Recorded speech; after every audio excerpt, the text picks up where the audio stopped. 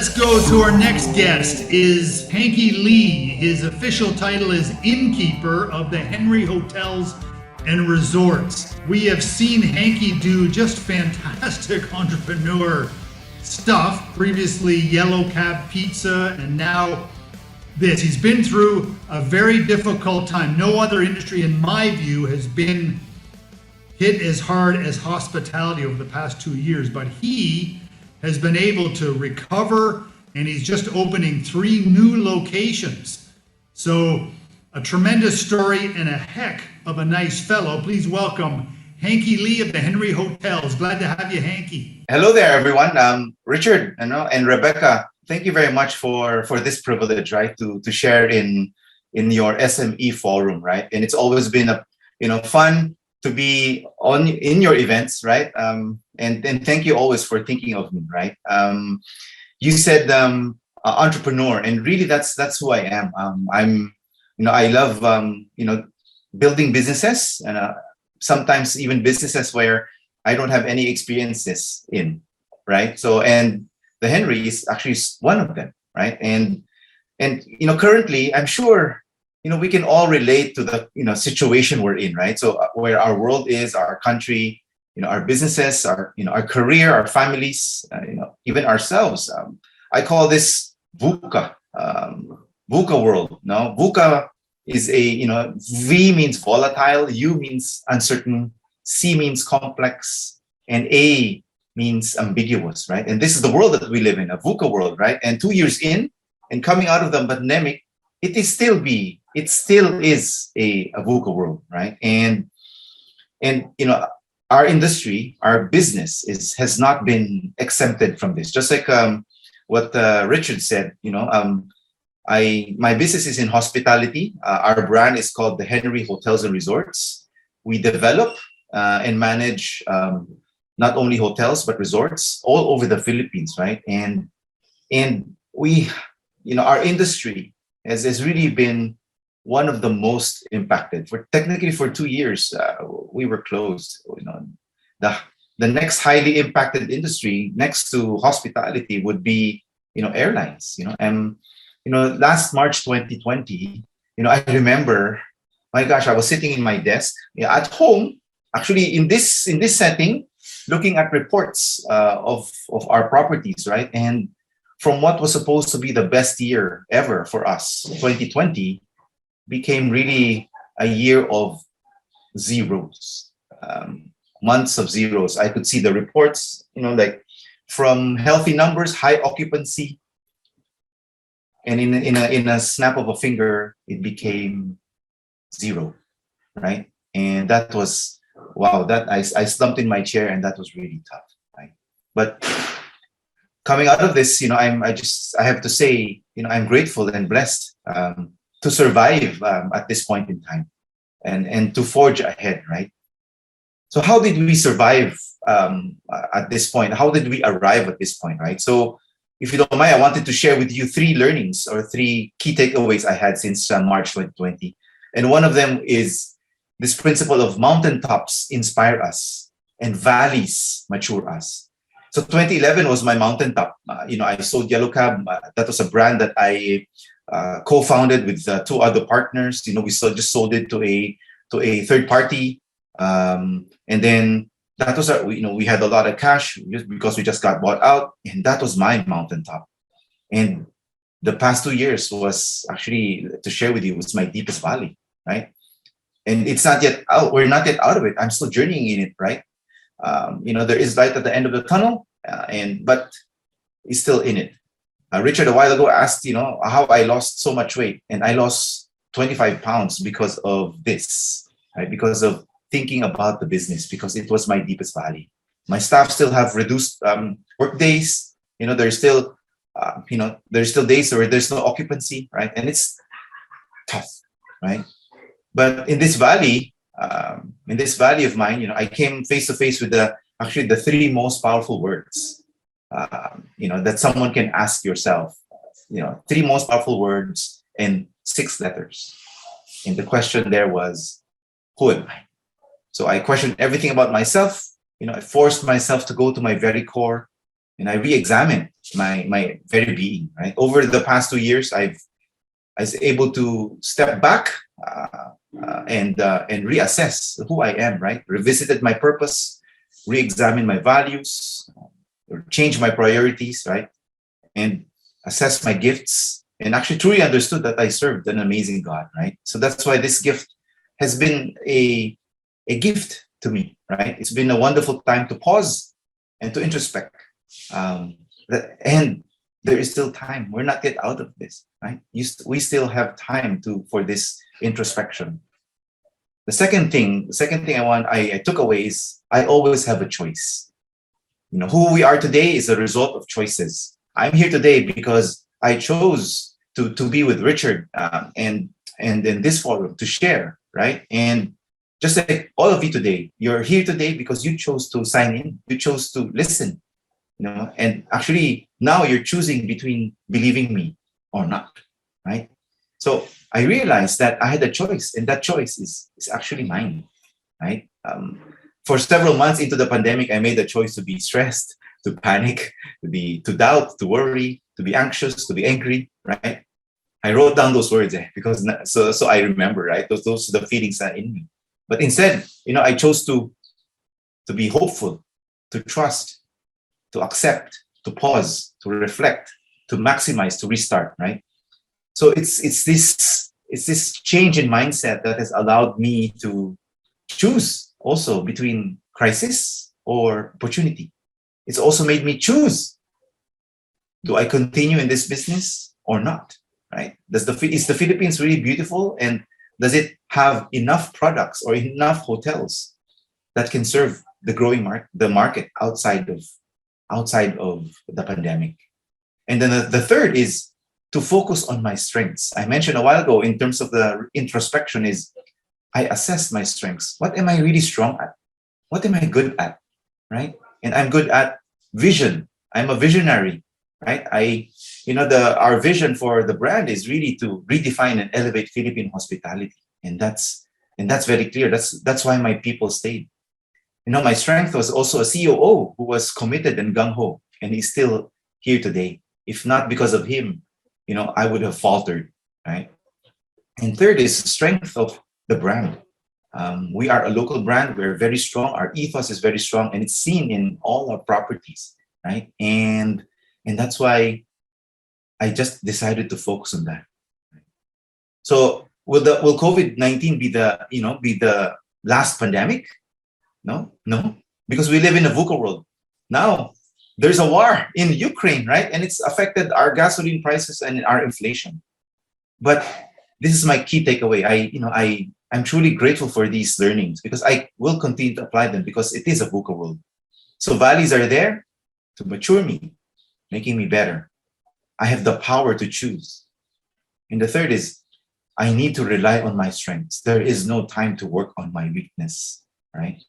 So since that day of reading those reports, we actually grew from 2 to 5 properties, able to finish them. So the 3 properties that we opened during the pandemic is in Dumaguete, La Ia, Batangas, and now Miranila, Quezon City. We just opened, right? So it's because of these mindsets, these takeaways, these learnings that I took away in this pandemic that has served me in good stead.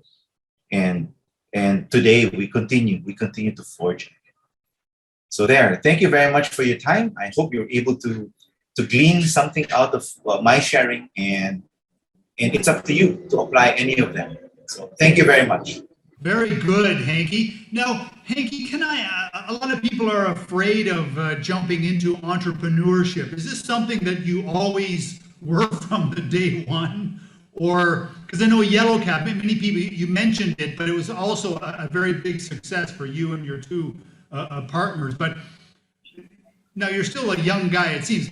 Was this something from a very young age that you were an entrepreneur, or did you start off as an employee? So I think it's 2 things. One is the conditioning, where your setting is, and then the other one. So there are external and then internal factors, Richard. So in the external factors, my parents were entrepreneurs. They had their own businesses, each independently, separately on their own, and I grew up in that setting, in that milieu, right? And then the second one was interior, right? So the reason I think I started off becoming an entrepreneur was really this desire, this ambition to earn money. That was that at the very start. That was my Sure. I actually age 8. I Okay. I told you this was a time of introspection, right? So I just thought of my journey as an entrepreneur and when did I really start, right? So I started out as age 8 selling bread to people who live in my parents' compound, right? And because I really wanted to earn money so I can buy, at that time, Tex, it's called, it's Tex, it's like trump cards and Jackstones. I wanted to buy that. So, and because of that, it drove me to become, an entrepreneur. So interior, exterior. Okay. But now a lot of people have to kind of go broke once or twice before they get the hang of it. But it seems because you started off so young, you think maybe you didn't have to go through that phase. You just kind of went right into it. Well, let me quit going broke with failures, right? So along the way, Yes. I've had so many failures also. So example for the bread, Yeah. Okay. what I didn't count on was spoilage. I didn't know that. So yes, I would earn money, but I think at the end of the day, I just lost money because I had so much bread left over, which I could not sell because they were moldy, right? So so it's you take the good with the bad, right? And really, Correct. I didn't go broke, but there are so many failures, right? Even in Yellow Cab, when I was doing business development for Yellow Cab, a lot of we had stores that I signed off on, but were failures. Did not work. And we lost money investing in the equipment, in the fit outs, but the stores didn't work. So comes with the good. There's also the bad, right? So, but Yes. I'm fortunate enough that I didn't go broke. Absolutely. Good. Well, that's good advice because people sometimes don't understand these ups and downs. But I think the ups and downs when you're an entrepreneur are bigger than for others.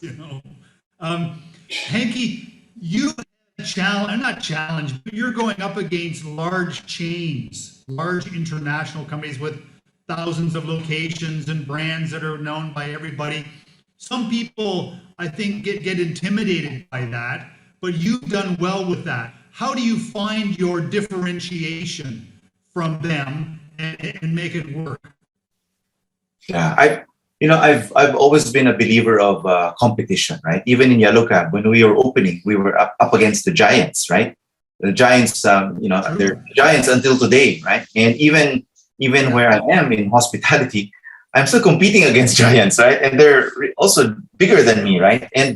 But what's clear, like what I said, is our ethos, our philosophy, right? And the philosophy of the brand is very clear, right? And that actually sets me apart from all these international chains, right? And the way I look at the Philippine market, there is room for that. If you look at the big chains, where are they? They're just in the key cities, right? But outside, but the Philippines we're the 7,000 islands, 7,641 islands. So are they there in all of the islands? I don't think so. They're not. No, sorry, I know so. They're not, right? So that's why there is room in the sandbox, right? For local Filipino brands such as ours.